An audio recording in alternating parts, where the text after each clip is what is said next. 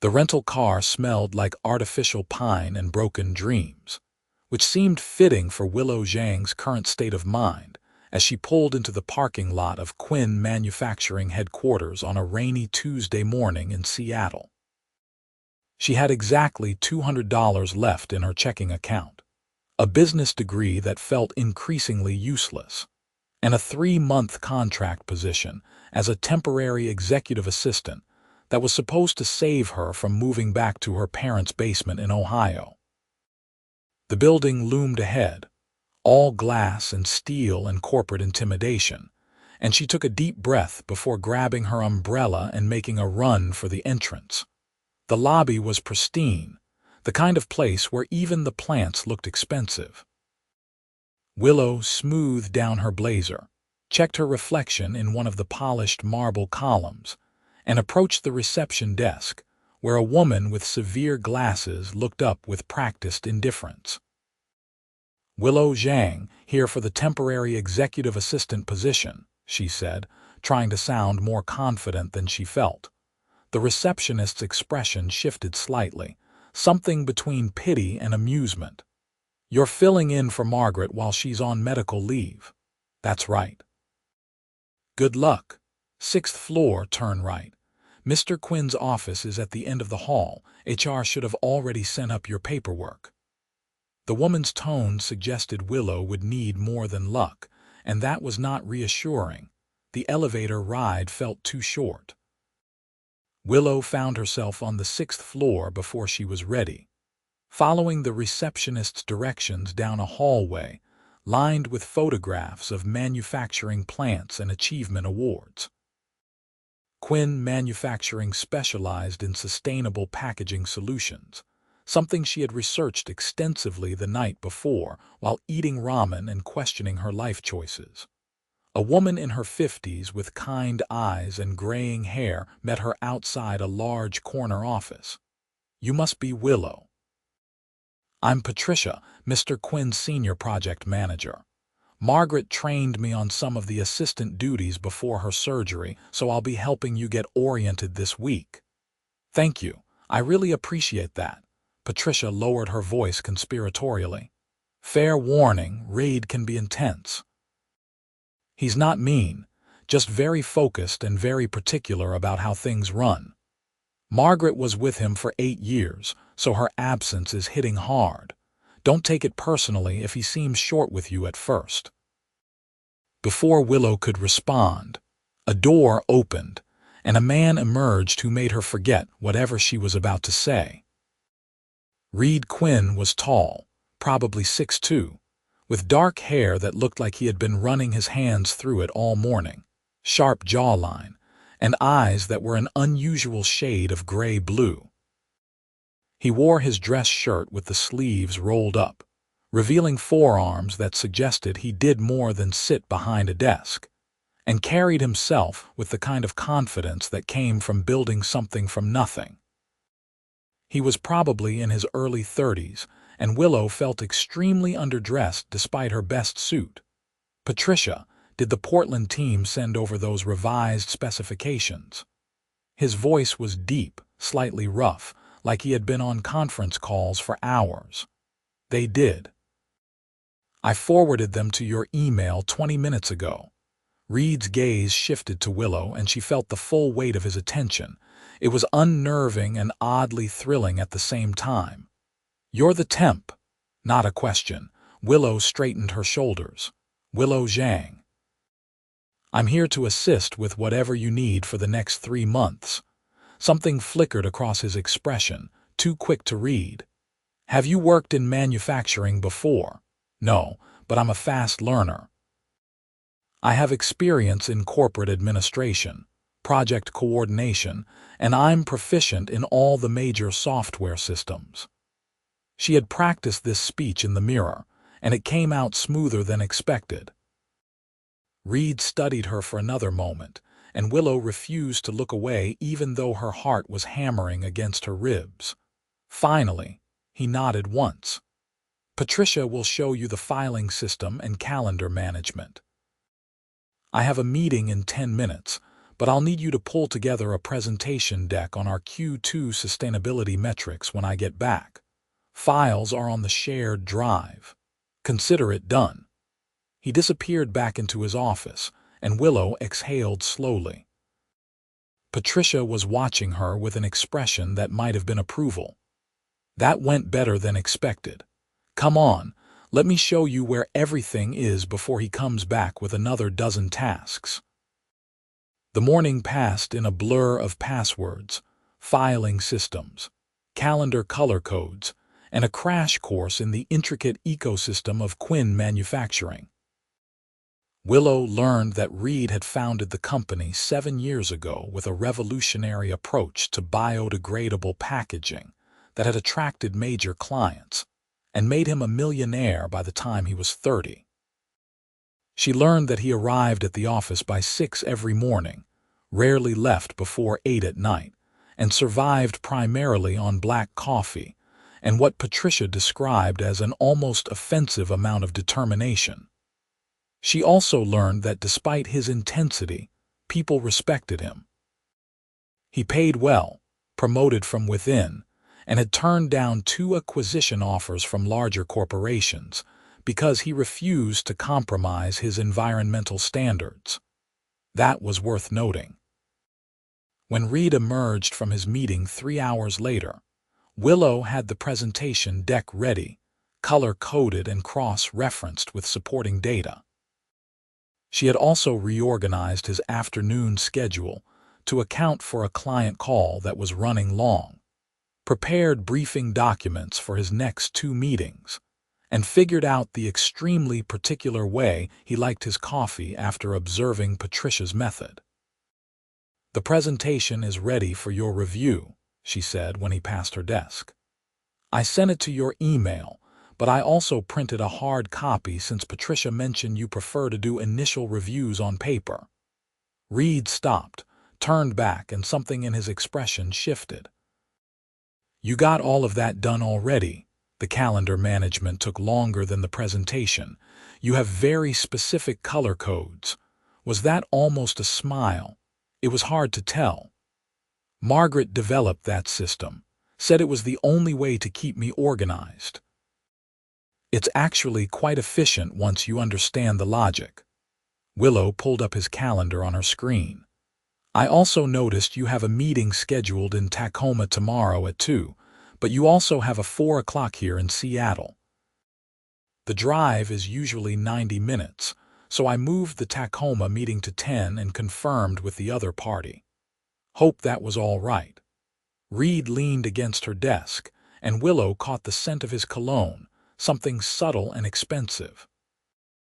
"You've been here 4 hours and you're already changing my schedule. I can change it back if you prefer being late to meetings." This time he definitely almost smiled, and Willow felt a small surge of victory. "Leave it. Good thinking." He took the printed presentation deck and disappeared back into his office. Patricia appeared at Willow's elbow like a materializing spirit. "I've worked here for 5 years, and I've never seen him warm up to someone that quickly. Whatever you're doing, keep doing it." The days started to blur together in the best way possible. Willow fell into the rhythm of Reed's world, learning to anticipate his needs before he voiced them, managing the constant flow of emails and calls and meetings that kept the company running. She arrived earlier each day, determined to have his coffee ready, and his morning briefing prepared before he walked through the door.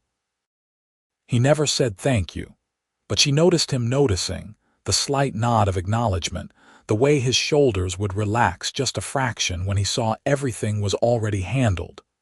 2 weeks in, she was working late on a supplier contract review when Reed emerged from his office looking exhausted. It was past 9, and the rest of the floor had emptied hours ago. "You're still here," he said, and there was something in his voice she had not heard before. Concern, maybe. "Almost done. This contract has some clauses that seemed problematic, so I was comparing them with our standard terms. I made notes in the margins." Reed crossed to her desk, standing close enough that she could feel the warmth radiating from him. He smelled like coffee, and that cologne that she had started to associate with the nervous flutter in her stomach that she absolutely refused to acknowledge. He picked up the contract, scanning her notes, and his eyebrows rose slightly. "These are all valid concerns. How did you know to look for this?"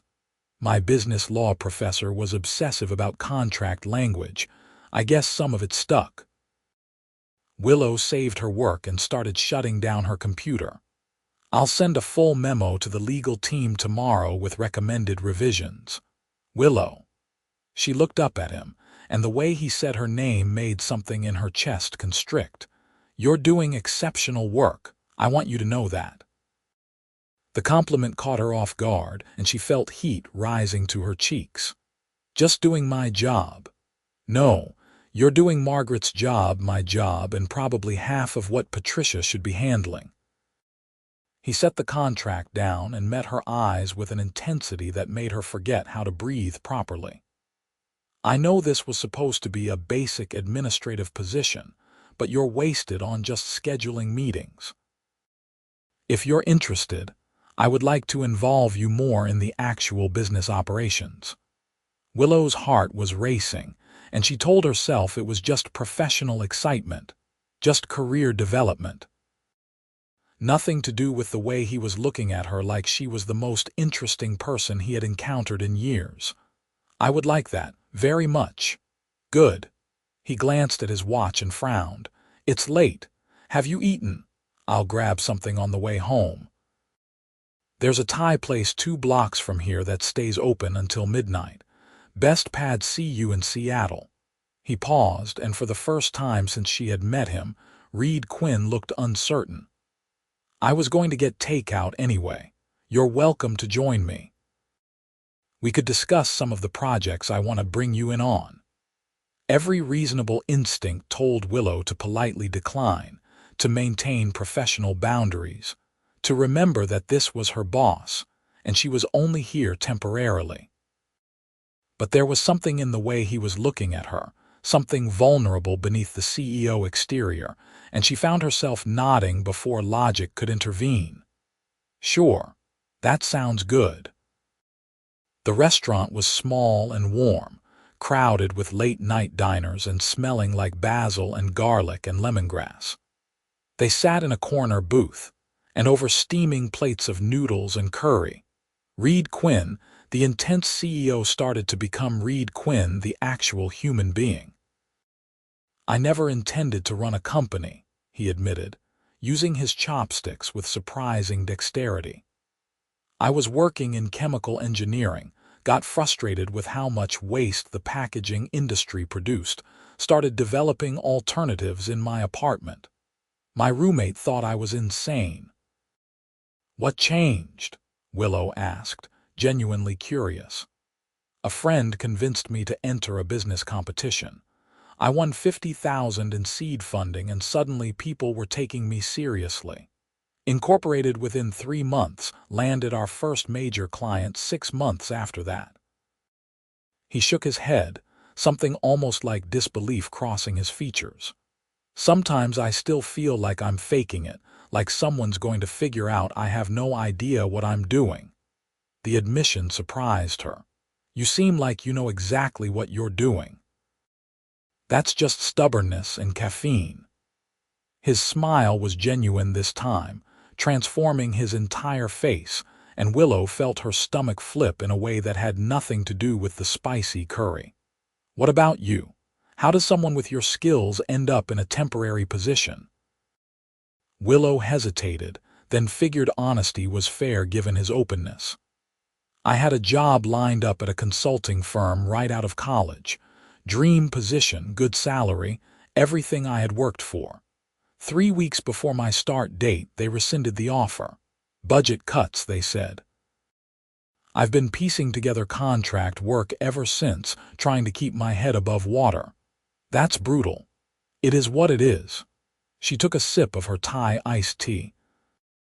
"My parents keep suggesting I move home and work at my uncle's restaurant, and I keep telling them I need to make this degree worth the student loans. Hence, here I am. Reed was quiet for a moment, studying her with those intense gray-blue eyes. For what it's worth, their loss is my gain. I have not had an assistant who actually understands what I need before I ask for it since, well, ever. Margaret was amazing, but even she needed explicit instructions. Maybe you're just easier to read than you think, or maybe you're more perceptive than most people. The weight of his gaze made her skin feel too warm. Either way, I'm glad you're here. The moment stretched between them, charged with something Willow absolutely could not afford to examine too closely. She broke eye contact first, focusing intently on her noodles. So tell me about these projects you want me to work on. If Reed noticed the deflection, he was gracious enough to allow it. They spent the next hour discussing expansion plans, sustainability initiatives, and the complex ballet of manufacturing logistics. Willow found herself leaning forward, energized by the conversation in a way she had not felt in months. Reed was brilliant, she realized, not just smart but genuinely passionate about what he did. He talked about environmental impact with the intensity some people reserved for religion, and his vision for the company was both ambitious and carefully considered. When they finally left the restaurant, the Seattle rain had softened to a light mist. Reed walked her to her car, hands in his pockets, seemingly unbothered by the damp. "Thank you for dinner," Willow said, unlocking her door. "And the conversation. I have not talked about actual interesting work in a while. We should do this again sometime." He caught himself, and something like uncertainty crossed his features. "I mean to discuss projects as colleagues." "Right, of course, colleagues." Why did that word feel disappointing?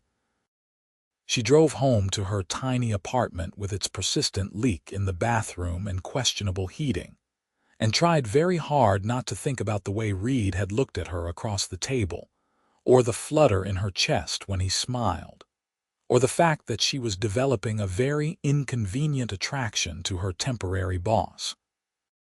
This was fine. Everything was fine. She just needed to maintain professionalism for another 10 weeks, build her resume, get a strong reference, and move on with her life. Simple. Except nothing about Reed Quinn was simple. The dynamic between them shifted after that night.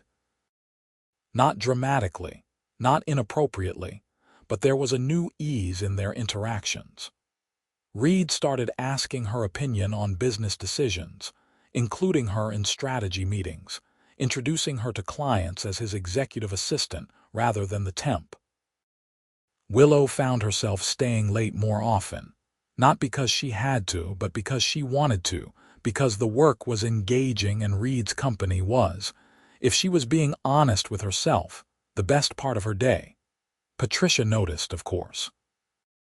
"You two have a good rhythm," she commented one afternoon when Reed had left for a meeting and Willow was organizing files. "I have not seen him this focused in months. He usually gets restless when Margaret's away, but with you here, he seems steadier somehow." "I'm just doing my job," Willow said automatically. "Sure you are." Patricia's knowing smile made Willow's cheeks warm. "Just be careful, honey. Reed's a good man, but he's married to this company. I have watched several very nice women try and fail to get his attention over the years." "He does not do relationships." The words settled in Willow's stomach like a stone. "I'm not trying to get his attention. We're just colleagues, if you say so." Patricia patted her shoulder and moved on, leaving Willow staring at her computer screen and trying to ignore the way her heart was sinking.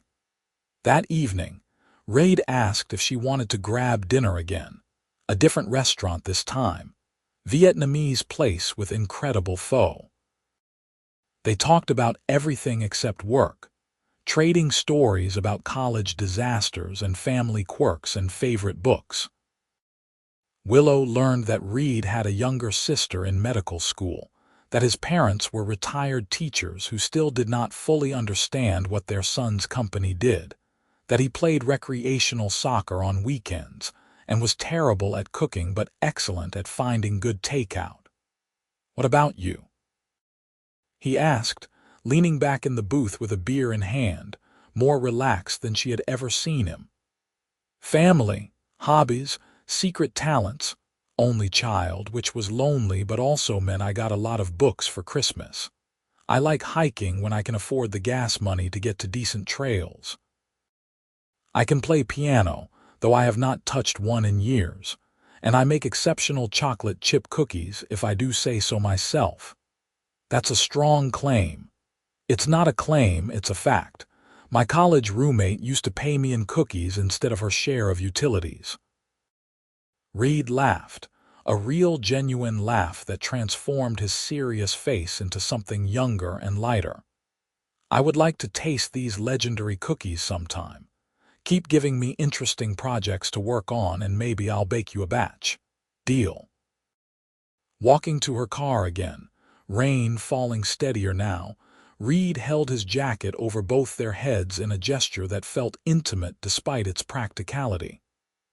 "I'm glad you took this job," he said as they reached her car.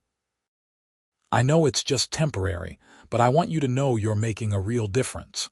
To the company and to me personally." Willow looked up at him, rain misting around them, streetlights casting shadows across his angular features. She could feel the pull between them, magnetic and undeniable, and for one terrifying moment she thought he might kiss her. But instead he stepped back, gave her that slight nod that meant more than words, and waited until she was safely in her car before walking to his own. That night, lying in bed listening to rain pound against her window, Willow had a serious conversation with herself. She was not looking for a relationship. She had made that very clear to her well-meaning friends who kept trying to set her up with various eligible bachelors. She needed to focus on her career, on building stability, on proving she could make it without falling back on her parents' support. Romance was a distraction she could not afford, especially not with her temporary boss, who, according to Patricia, had no interest in relationships anyway. The problem was, her heart was not particularly good at following logical arguments. The following week brought a crisis in the form of a major client threatening to pull their contract over a delivery delay. Willow watched Reed handle it with impressive calm, working the phones and negotiating solutions while she coordinated with the production team and logistics partners. They stayed at the office until 2 in the morning, fueled by coffee and determination, and when they finally secured an agreement that satisfied the client, Reed pulled her into a hug that lasted just a second too long to be purely professional. "I could not have done that without you," he said, voice rough with exhaustion. "You're amazing." Willow let herself lean into his chest for that brief moment, breathing in his scent, feeling the solid warmth of him. Then she stepped back, maintaining that crucial distance even as every cell in her body protested. "We make a good team." Something flickered in his eyes, there and gone. "Yeah, we do." The next morning he had pastries delivered to her desk along with a note in his angular handwriting. "Thanks for saving the account, and for the excellent coffee, and for being brilliant. RQ." Willow tucked the note into her desk drawer and tried not to think about how much she wanted to keep it forever. Week 5 brought an industry conference in Portland that Reed needed to attend, and he asked Willow to come along to help manage meetings and presentations. They drove down together in his car, a sleek hybrid sedan that suited him perfectly, and spent 2 hours talking about everything and nothing while rain-soaked forests blurred past the windows. The conference was a whirlwind of networking and presentations, and elaborate lunches with potential clients. Willow stayed at Reed's side, taking notes and making connections and watching him in his element. He was impressive in this setting, commanding attention without demanding it, articulating his vision with passion and precision. People gravitated toward him, and more than once she caught other women watching him with obvious interest. That should not have bothered her. It absolutely should not have made her want to step closer and establish some kind of territorial claim. But it did, and that realization was troubling. "You're frowning," Reed murmured during a particularly boring presentation by a competing firm. "What's wrong?" "Nothing, just thinking." "About?" "How much better your presentation was this morning." Not entirely a lie. His smile was quick and genuine. "That's because I had an excellent assistant helping me prepare it." After the conference sessions ended, Reed suggested they get dinner before heading back to Seattle. They found a small Italian restaurant tucked away from the conference hotel, intimate and warmly lit. And Willow tried not to notice how much this felt like a date. Over pasta and wine, their conversation drifted to more personal territory. Reed talked about the pressure of running a company, the constant weight of being responsible for hundreds of employees and their families. "Sometimes I miss the simplicity of just being an engineer," he admitted. "Someone would give me a problem and I would solve it. Now every solution creates 3 new problems. Do you regret it, building the company?" "No, never." He was quiet for a moment, studying his wine glass. "But it does not leave much room for anything else. My sister keeps telling me I need a life outside of work, but I do not know how to do that without compromising what I have built." Willow thought about Patricia's warning, about how Reed did not do relationships. "Your company is lucky to have someone so dedicated." "Dedicated is a generous word for it. Obsessed might be more accurate." He looked up, catching her gaze. "My ex-girlfriend used to say I was married to my work." She was right. "That relationship ended 2 years ago because I kept canceling dates for meetings and forgetting anniversaries because of product launches.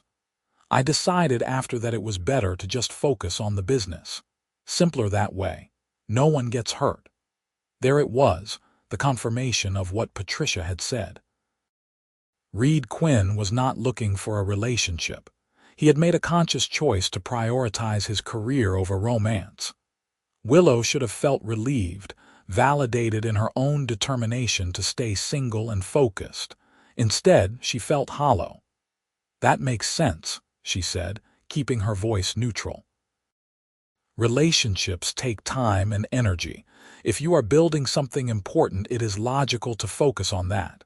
"Exactly." He seemed almost relieved that she understood. "What about you?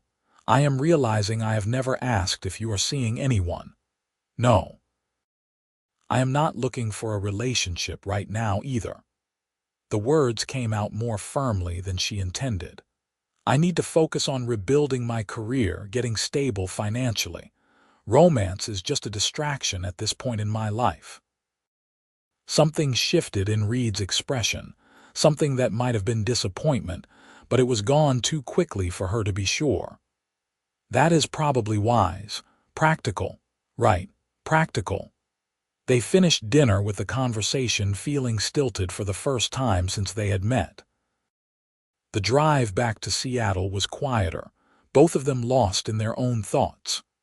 When Reed dropped her at her apartment, his goodbye was polite and distant, and Willow went inside feeling like she had lost something she had never actually had. The following days were subtly different. Reed remained professional, appreciative of her work, but that easy warmth between them had cooled. They no longer stayed late chatting about nothing, no longer grabbed impromptu dinners. Willow told herself this was better, safer, exactly what she needed. But she missed him, missed the version of Reed who laughed at her dry observations and looked at her like she was remarkable. Patricia cornered her in the break room one afternoon. "What happened? You two are dancing around each other like nervous teenagers." "Nothing happened. We are just maintaining appropriate professional boundaries." "That is the saddest thing I have ever heard." Patricia shook her head. "You know what your problem is. You are both so busy protecting yourselves that you are missing what is right in front of you. There is nothing in front of us. He does not want a relationship, and neither do I. Keep telling yourself that, honey. Maybe eventually it will sound convincing. Week 7 brought a bombshell in the form of Margaret announcing she would not be returning to work. Her recovery was taking longer than expected, and she had decided to retire early. Reed called Willow into his office to deliver the news, his expression unreadable. "I want to offer you the permanent position," he said without preamble. "Full benefits, significant salary increase, and a title change to Director of Operations. You have proven yourself more than capable, and frankly, I cannot imagine running this company without you now." It was everything Willow had been working toward, the stability and career advancement she desperately needed.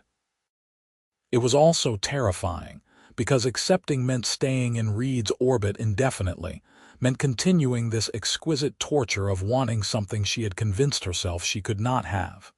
"Can I think about it?" she asked. Reed's jaw tightened slightly. "Of course. Take whatever time you need." That weekend, Willow drove out to the mountains, hiking alone through the rain-soaked forests trying to clear her head. The practical choice was obvious. Take the job, build her career, prove she could make it in the corporate world. Her feelings for Reed were irrelevant because he had made it clear he was not interested in romance, and she had made it equally clear she felt the same way. They could be successful colleagues without complicating things with emotions. Except she was lying to herself, and she knew it. She was completely, hopelessly in love with Reed Quinn. She loved his intensity and his passion, and the way he rolled up his sleeves when he was solving problems. She loved how he treated his employees with respect and fought for his environmental principles, even when it was financially difficult. She loved his rare, genuine smiles and his terrible coffee addiction, and the way he looked at her sometimes when he thought she was not paying attention, like she was the answer to a question he had not known he was asking. But love was not enough if it was not reciprocated, and Reed had been explicit about not wanting a relationship. Willow could either accept the job and learn to manage her feelings, or she could walk away and protect her heart. There was no third option. Monday morning, she walked into Reed's office with her decision made. "I accept the position. Thank you for the opportunity." His face lit up in a way that made her chest ache. "That is fantastic. I will have HR draw up the paperwork." He stood, extending his hand in a formal gesture that felt absurdly distant given everything they had shared. "Welcome aboard, permanently." Willow shook his hand, feeling the warmth of his grip, and tried not to think about all the ways she wanted him to touch her that had nothing to do with professional congratulations. "I am glad to be here." The next few weeks fell into a new rhythm. Willow grew into her expanded role, taking on more responsibility and proving herself capable of handling the complex challenges that came with it. She and Reed worked together seamlessly, their professional partnership stronger than ever. And every single day, Willow went home to her apartment and reminded herself that this was enough, that career success and financial stability were what mattered, that she absolutely could not afford to want more. Then Reed's sister came to visit. Rachel Quinn was a force of nature, breezing into the office on a Tuesday afternoon with the kind of confidence that came from knowing exactly who she was. She had Reed's eyes and the same sharp intelligence, though where he was reserved, she was effusive. "You must be Willow," Rachel said, pulling her into an unexpected hug. "Reed talks about you constantly." Willow figured this out. Willow had this brilliant idea. Willow saved this account. "I was starting to think he had invented you." Willow glanced at Reed, who looked uncharacteristically flustered. "I may have mentioned her work a few times." "A few times. Try every phone call for the last 2 months. Rachel settled into the chair across from Willow's desk like she owned the place. So tell me, what is it like working with my uptight older brother, Rachel? Reed said warningly. What? I am just getting to know your colleague. She turned back to Willow with a conspiratorial grin. He needs someone to challenge him. Our parents are too nice, and most of his employees are too intimidated. You seem like you do not take any of his nonsense. I try to maintain healthy professional skepticism, Willow said diplomatically, though she was fighting a smile. I like her, Rachel announced to Reed. You should keep her around. That is the plan. Rachel insisted on taking them both to lunch, and over sandwiches at a nearby cafe, Willow watched the siblings interact with obvious affection. Reed was different around his sister, more relaxed, quicker to laugh. It made Willow like him even more, which was not helping her situation. So Willow, Rachel said, stealing a fry from Reed's plate, are you seeing anyone? Because I know several very eligible doctors if you are interested. I am not looking for a relationship right now, Willow said automatically. I am focused on my career. That is exactly what Reed always says, Rachel said, looking between them with far too much perception. You two are perfectly matched in your determination to be alone. It is either very sad or very convenient. I have not decided which. Rachel, Reed said again, more firmly this time. Fine, fine, I will stop meddling. But her expression suggested she was not done thinking about it. That evening, after Rachel had left for the airport, Reed stopped by Willow's desk. Most of the office had cleared out, leaving them in that familiar after-hours quiet. Sorry about my sister. She means well, but subtlety is not her strong suit. She seems wonderful, Willow said honestly. You are lucky to have someone who cares about you that much. She thinks I work too hard. Reed leaned against her desk, close enough that Willow could see the faint circles under his eyes. She is probably right. You do work too hard, but that is part of what makes the company successful. Sometimes I wonder what I am sacrificing for that success. His voice was quiet, thoughtful. Rachel has a point about me being alone. It is efficient, but it is also lonely. Willow's heart was beating too fast. You do not have to be alone. You choose to be, for what you believe are good reasons.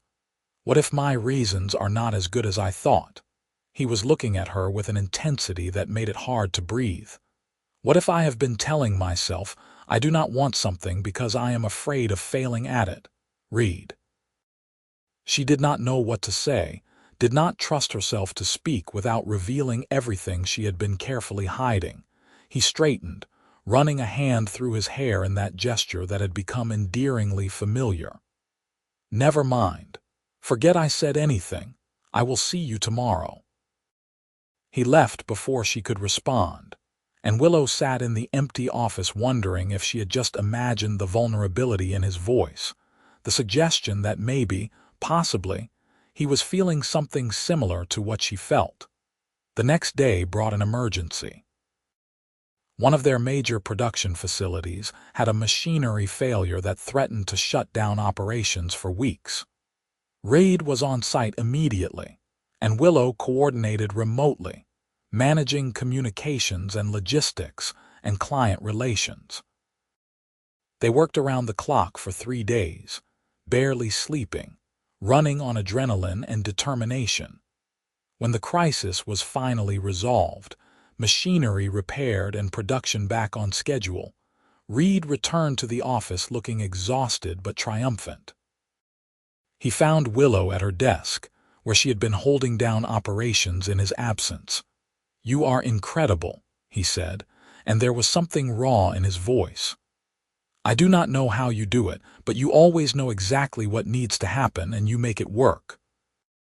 "That is my job," she said, though she was swaying slightly from exhaustion. "It is more than that." Reed crossed to her desk, and suddenly he was right there, close enough that she could see the flecks of darker blue in his gray eyes. "Willow, I need to tell you something, and I am probably going to do it badly because I am running on no sleep and too much coffee, but I cannot keep pretending." Her heart stopped. "Pretending what?" "That I see you as just a colleague, that working with you is purely professional, that I do not think about you constantly when I should be focused on anything else." He took a breath, and she could see him gathering courage. "I know I said I was not looking for a relationship. I meant it when I said it, because I was convinced I could not balance the company with anything personal. But then you walked in, and everything I thought I knew about what I wanted got turned upside down." Willow could not breathe, could not think. "Reed, let me finish before I lose my nerve." His hands came up, hovering near her face like he wanted to touch her but was not sure if he was allowed. "You are brilliant and funny, and you challenge me in the best way. You make the long days bearable and the hard decisions easier. Working with you is the best part of running this company, and somewhere along the way I fell completely in love with you." The world tilted. "You love me, so much it terrifies me." His laugh was shaky. "I know this is complicated. I know you said you were not looking for a relationship either, and I know I am your boss, which makes everything even messier. If you do not feel the same way, we will figure out how to keep working together professionally. But I needed you to know. I needed to be honest, even if it risks everything." Willow stood on trembling legs, closing the small distance between them. "You absolute idiot," Reed blinked. "That is not the response I was hoping for." "I have been in love with you since probably week 2, she said, and watched his expression transform from uncertainty to wonder. "I told myself I was not looking for a relationship because I was terrified of wanting something I thought I could not have. You made it so clear that you were focused on the company, and I convinced myself I needed to be equally focused on my career.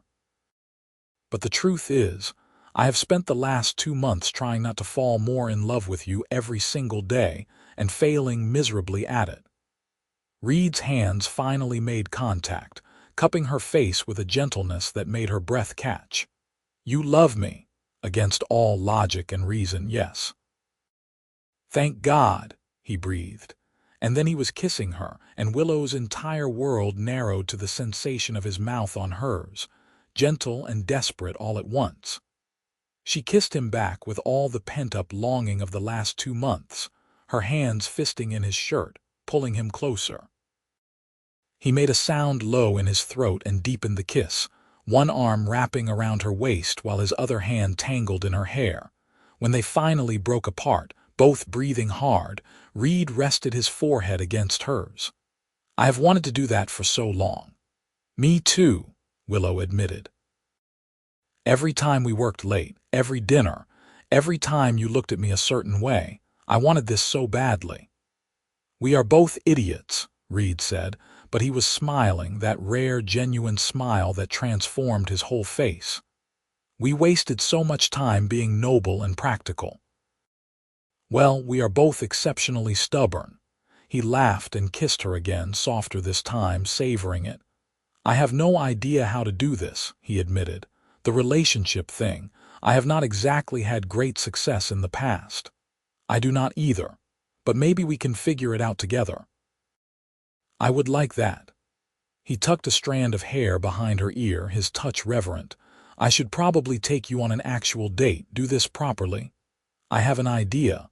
Come to my apartment Friday night. I will make you those chocolate chip cookies I have been promising." "That sounds perfect." He kissed her forehead, her cheek, the corner of her mouth, like he could not stop touching her now that he was allowed.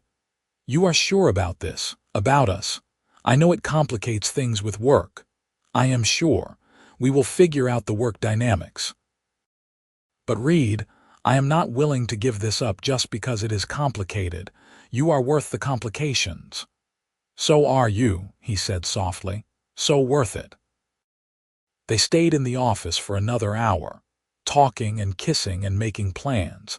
the exhaustion from the last 3 days forgotten in the wake of finally being honest about their feelings. When Willow finally drove home that night, she could not stop smiling, could not believe that this was real. Friday night, Reed showed up at her apartment with flowers and wine, and an expression of nervous anticipation that was adorable on someone usually so confident. Willow had spent the day baking and cleaning and trying not to overthink everything. She wore jeans and a soft sweater, keeping it casual, and when she opened the door to find Reed in similar casual clothes, she felt a wave of affection so strong it nearly knocked her over. "Hi," he said, offering the flowers. "Hi yourself. Come in."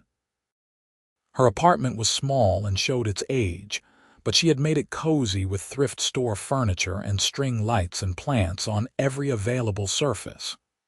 Reed looked around with obvious interest, taking in the details that made up her life outside the office. "I like it," he said. "It is very you." That is code for tiny and eclectic, right? It is code for warm and inviting and interesting. He followed her to the kitchen, where cooling cookies filled the air with the scent of butter and chocolate. "Those smell amazing. Wait until you taste them." Willow plated several cookies and poured wine, and they settled on her couch, close enough that their thighs touched. "So this is us, on an actual date." "Best date I have been on in years," Reed said honestly. He bit into a cookie and his eyes widened. "Okay, you are not exaggerating." "This is incredible. Told you." They talked for hours about everything and nothing, no longer constrained by professional boundaries. Reed told her about his early days starting the company, the failures and small victories that had shaped him. Willow shared stories about growing up as an only child, her complex relationship with her parents' expectations, her dreams beyond just career success. "What do you want?" Reed asked, playing with her fingers in a gesture that felt intimate and right. "Long term, beyond the job." "What makes you happy?" Willow thought about it, really considered the question. "I want to do work that matters. I want stability, but not at the cost of passion. I want someone to share my life with, someone who understands ambition but also remembers to appreciate the small moments." She looked at him, finding courage in his steady gaze. "I want this, what we are building." Reed leaned in and kissed her, slow and deep, communicating everything words could not. When he pulled back, his eyes were dark with emotion. "I want that too, all of it with you." The evening melted into night, and they moved from conversation to kissing to carefully exploring this new dynamic between them. Reed was attentive and patient, checking in with her, making sure she was comfortable. When things started to heat up, he pulled back. "I do not want to rush this," he said, voice rough. "You are too important to me. We have been dancing around this for months. I do not think that qualifies as rushing. Even so," he kissed her forehead, "I want to do this right. Take our time, build something real." Willow appreciated his restraint even as her body protested. "You are very noble. I am very much in love with you and terrified of messing this up." His honesty made her heart clench. "Stay with me. Just sleep, nothing else. I just want to hold you." They moved to her bedroom, and there was something profoundly intimate about changing into comfortable clothes, washing faces side by side in her tiny bathroom, sliding under the covers together. Reed pulled her against his chest, wrapping her in warmth and security, and Willow thought she had never felt safer.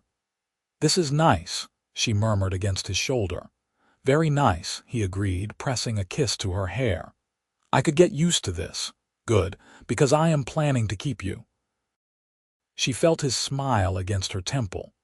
"Best plan I have heard all week." The next few months were a study in balance. At work, they maintained professionalism, though everyone quickly figured out something had changed between them. Patricia was insufferably smug about it. Reed made a point of involving HR to ensure everything was documented and appropriate, protecting both of them from any accusations of impropriety.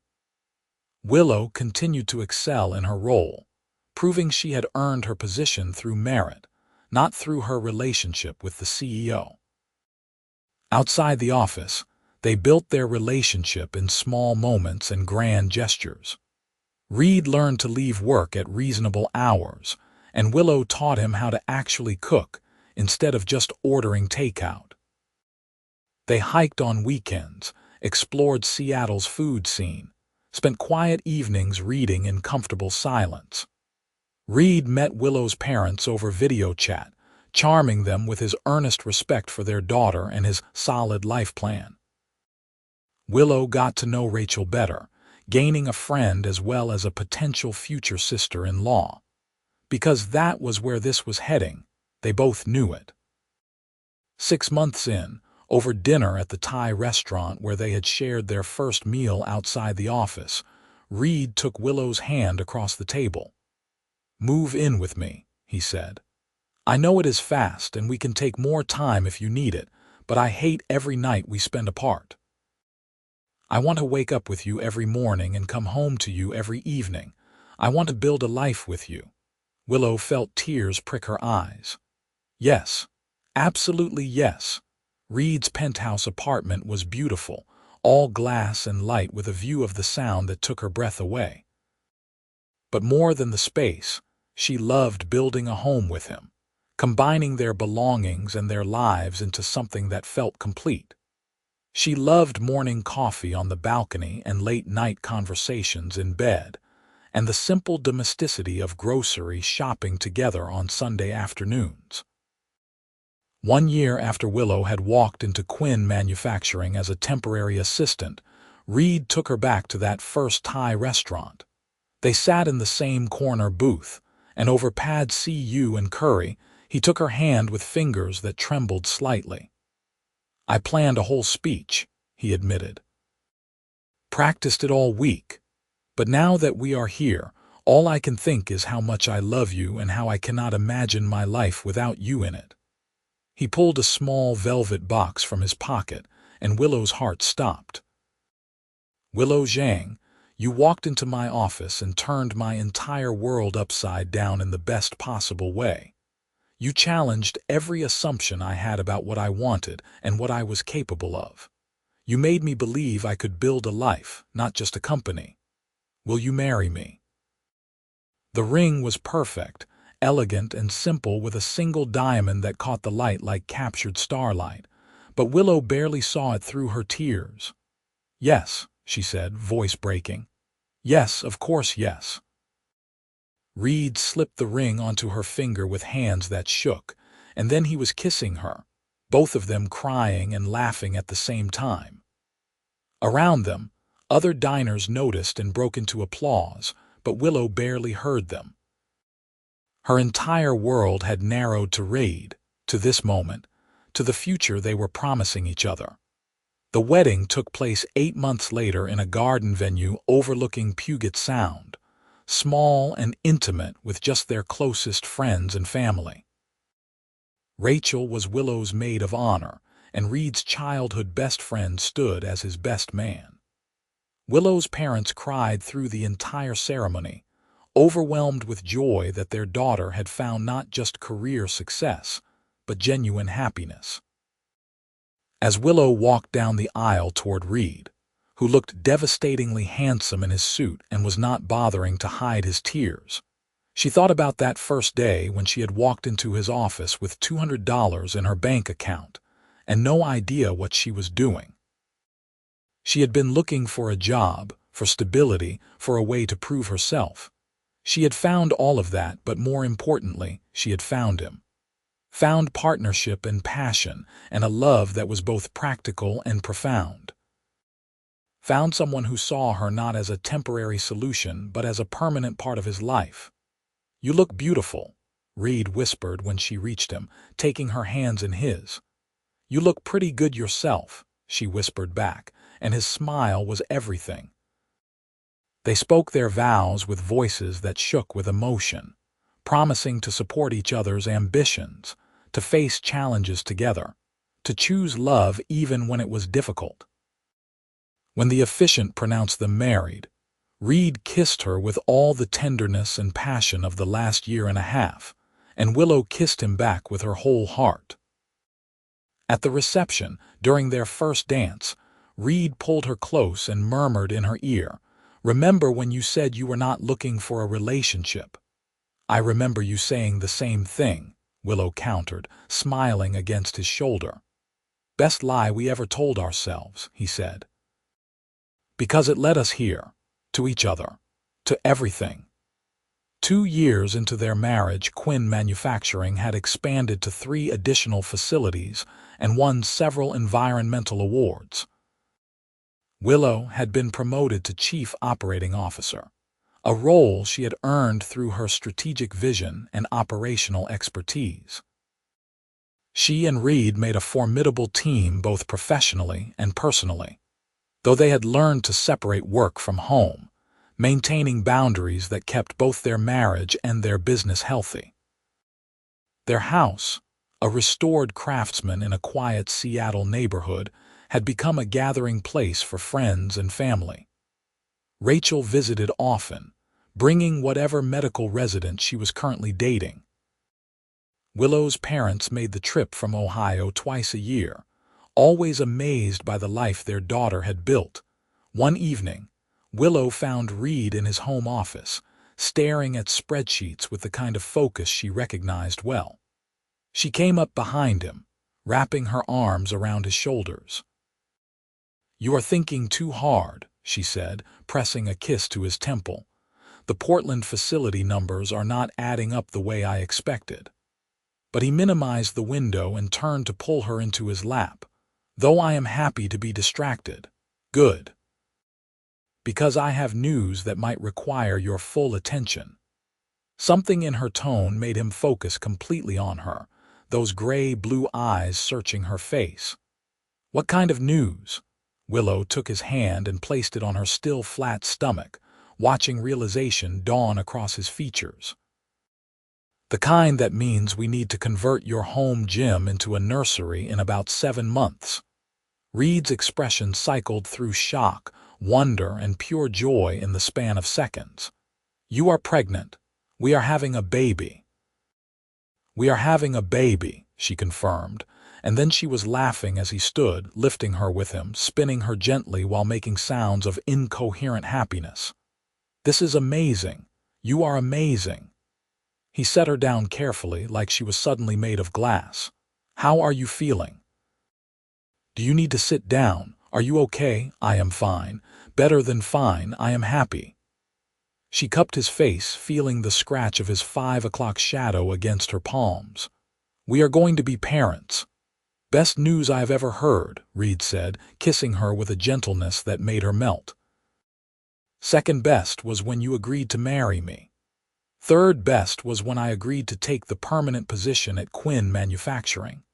No, third best was the day you walked into my office and changed my life." He rested his forehead against hers, one hand splaying protectively over her stomach. "Everything good in my life traces back to that moment. You were so intimidating," Willow reminisced. "All serious and intense and focused. I was terrified. You did not seem terrified. You seemed confident and competent, and like you were going to reorganize my entire office whether I liked it or not. I was faking the confidence. Inside I was panicking. I am very glad you faked it convincingly." He kissed her again, long and slow. "I love you so much." "Both of you now," he added, glancing down at her stomach with an expression of wonder. Their daughter, Emma Rose Quinn, was born on a rainy April morning after 12 hours of labor that tested every ounce of Reed's composure. He held Willow's hand through it all, whispering encouragement and love. And when the doctor finally placed their daughter in Willow's arms, they both cried with overwhelming emotion. Emma had Reed's gray-blue eyes and Willow's dark hair, and from the moment she entered the world, she had both her parents completely wrapped around her tiny fingers. Reed was a surprisingly natural father, patient and attentive, and completely devoted. He cut back his hours at work, determined not to miss important moments, trusting Willow and their excellent team to keep the company running smoothly. Willow discovered that motherhood was terrifying and exhausting, and more rewarding than anything she had ever done professionally. She loved watching Reed with their daughter, the way he would talk to Emma about manufacturing processes and environmental science like she could understand, the gentle way he rocked her to sleep, the pure joy on his face when she smiled. "You are thinking too loudly," Reed murmured one night as they lay in bed with Emma sleeping peacefully in her bassinet beside them. "I can hear your brain working from here. I was just thinking about how different my life is now compared to that first day I came to Quinn Manufacturing." Willow turned to face him, finding his face softened with contentment in the dim light. "I was so focused on just surviving, on proving I could make it on my own. I never imagined I would find all of this." "I was just as lost," Reed admitted. "I had convinced myself that success meant sacrifice, that I could not have both a thriving company and a personal life. You showed me that was wrong. You showed me I could have everything if I was brave enough to want it." "We were both so determined not to look for this," Willow said, reaching out to trace the line of his jaw. "Both so sure we did not need anyone else. Good thing the universe knew better than we did." He caught her hand, pressing a kiss to her palm. "I love you, Willow Quinn. Thank you for walking into my office. Thank you for reorganizing my life. Thank you for this incredible family." "I love you too," she whispered. "Thank you for giving me a chance, for seeing me, for building this life with me." They lay in comfortable silence, listening to Emma's soft breathing, wrapped in the contentment of a normal Tuesday evening that was actually everything they had ever wanted. Outside, Seattle rain pattered against the windows, the same rain that had been falling the first day they met, and Willow thought about journeys and destinations, and the beautiful unpredictability of falling in love when you were not looking for it. 5 years later, Emma started kindergarten, and Quinn Manufacturing opened an international office in Copenhagen. Willow balanced her role as COO with motherhood, while Reed finally learned to delegate enough to actually take family vacations. They added a golden retriever named Murphy to their household, and converted another room into a nursery when their son, James, arrived to complete their family. Rachel finished her medical residency and moved back to Seattle, joining a prestigious hospital and remaining the favorite aunt who taught the kids questionable dance moves and always brought the best presents. Willow's parents retired and visited more frequently, doting grandparents who filled photo albums and told stories about when Willow was young. The business continued to thrive, but it no longer consumed Reed's entire existence. He had learned, slowly and with Willow's patient guidance, how to find balance. They still worked together daily, still made a formidable team professionally, but they also made sure to protect their family time, their date nights, the small moments that built a life beyond corporate success. One evening, at a company celebration marking 10 years since Reed had founded Quinn Manufacturing, Willow stood beside him as he addressed the assembled employees. She watched him speak with passion about sustainability and innovation, and the importance of doing work that mattered. And she felt the same flutter in her chest that she had experienced that first day, walking into his office with no idea how completely he would change her life. After the speeches, they slipped away to the balcony, stealing a moment of quiet amid the celebration. 10 years, Reed said, pulling her close. "Sometimes it feels like yesterday I was starting this with nothing but an idea and stubborn determination." "You have built something amazing," Willow said, leaning into his warmth. "You should be proud." "We have built something amazing," he corrected. None of this would exist the way it does without you, not the company and certainly not the life that makes it all worthwhile. We make a good team. The best team. He kissed her temple, holding her close as they looked out over the Seattle skyline. You know what I was thinking about during that speech, quarterly projections, he laughed.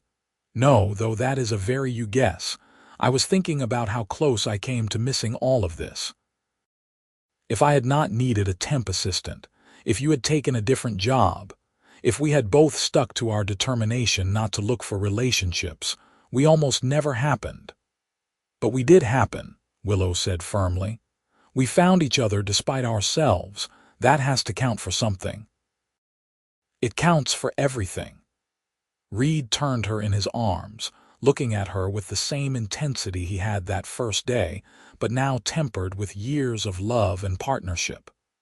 I am not good at the romantic speeches that you deserve, but Willow, you are the best decision I never knew I was making. You are every good thing in my life. I love you more today than I did yesterday, and I will love you more tomorrow than I do today. Willow felt tears threaten, the good kind that came from overwhelming happiness. That was actually pretty romantic. Yeah. She pulled him down for a kiss, pouring a decade of love and trust and partnership into it. When they broke apart, she smiled up at him. For someone who said he was not looking for a relationship, you turned out to be pretty excellent at them. I had a good teacher. We taught each other, Willow corrected. That is what makes it work. They stayed on that balcony for a while longer, wrapped in each other and the life they had built, before returning to the celebration to rejoin their friends and colleagues and the extended family that Quinn Manufacturing had become. And later, they went home to their sleeping children and their ridiculous dog and their comfortable house full of love and laughter, and the beautiful chaos of a life fully lived. Willow Zhang had walked into Reed Quinn's office looking for a job. She had found a career, a partnership, a love story, and a family. She had found everything she had not known she was missing. And Reed Quinn, who had been so certain he could not balance success and love, who had chosen ambition over everything else, had learned that the greatest accomplishment of his life had nothing to do with manufacturing or profit margins. It was the life he had built with the woman who had reorganized his world in every possible way. Neither of them had been looking for a relationship. Both of them had been absolutely certain they did not need anyone else. They had been wrong in the best possible way, and grateful every single day for that beautiful mistake. Years later, when Emma asked how her parents had met, Reed and Willow would exchange a look full of private meaning and shared history.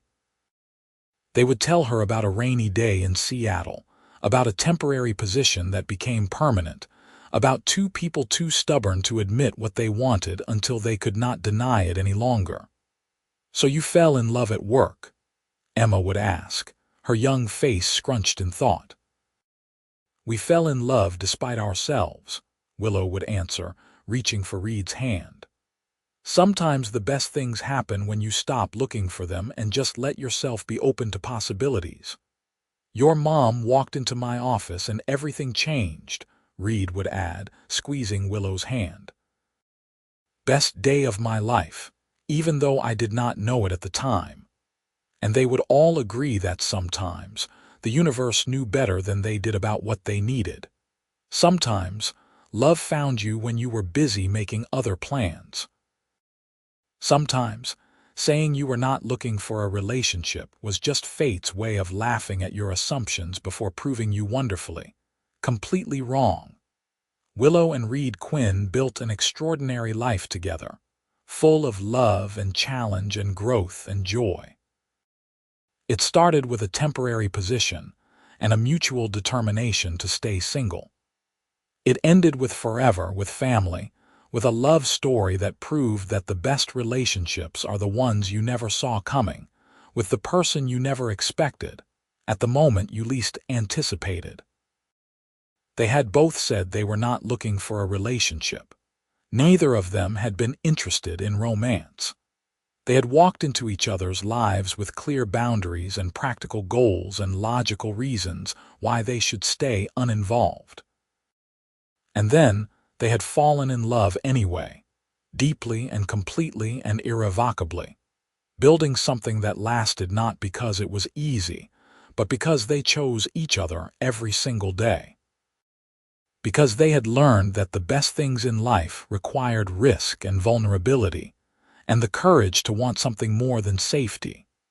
Their story was not about love at first sight or grand romantic gestures, or fate bringing two souls together. It was about two people who were not looking, who found each other anyway, who chose to build something real despite every logical reason not to. It was about partnership and respect, and the slow burn of friendship transforming into love.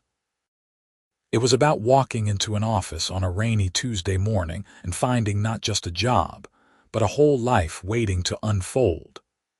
About a CEO who thought he had everything figured out until someone showed him what he was missing. About two people brave enough to admit they were wrong about what they wanted, and patient enough to build something that lasted. And in the end, that was the best kind of love story there was.